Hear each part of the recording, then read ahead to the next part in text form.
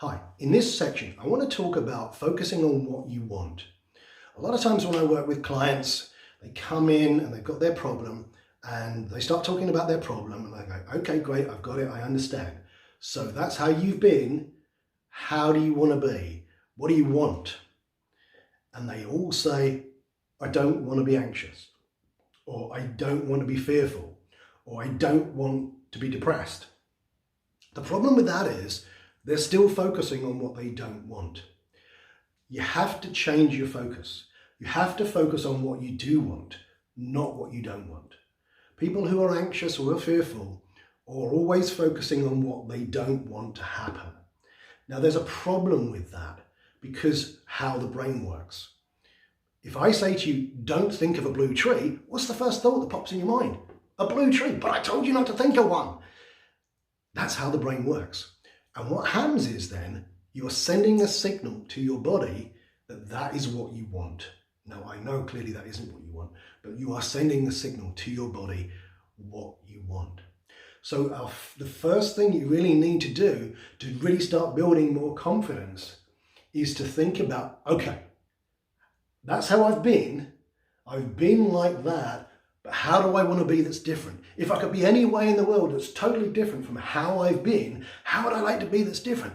And you may say, well, I'd like to be really, really confident. And I go, great, just a picture or imagine or see yourself up here looking really confident. How would you be standing if you were really, really confident?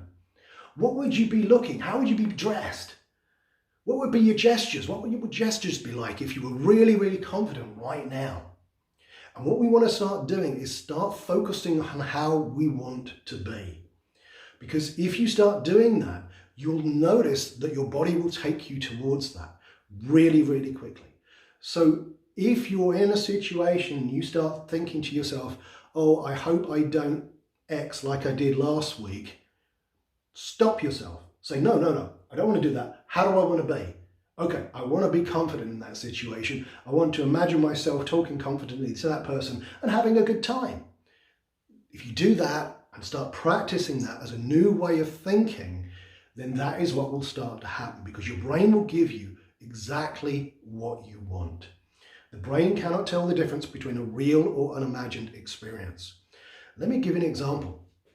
I worked with a guy a little while ago who was having to give a speech at his wedding. And he was absolutely terrified.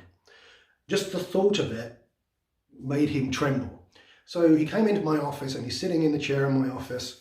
And I said to him, okay, when you think about giving this speech at your wedding, what's running through your mind?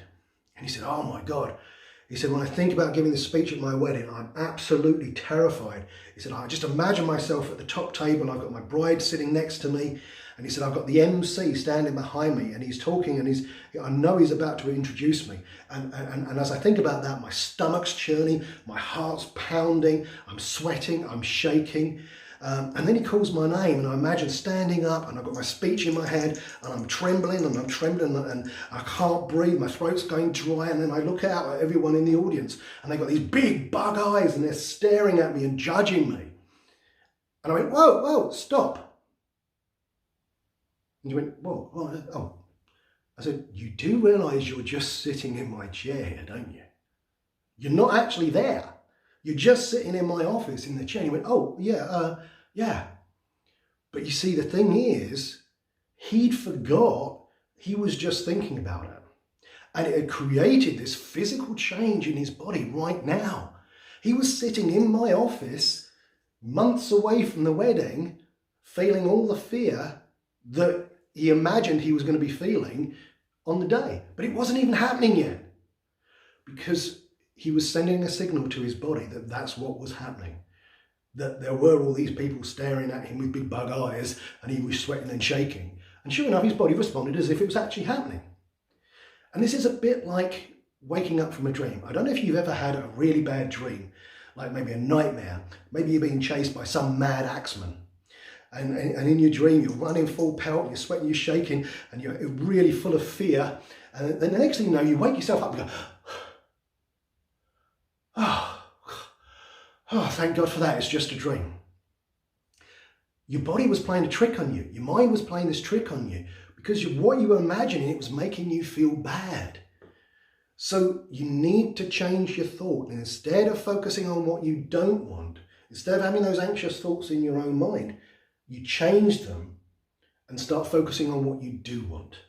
So imagine, how will you be different? How would you like to be? If I had a magic wand and you could be anywhere in the world that's totally different from how you've been, how would you like to be? If you could see yourself having made this change, how would you look? And start focusing on that.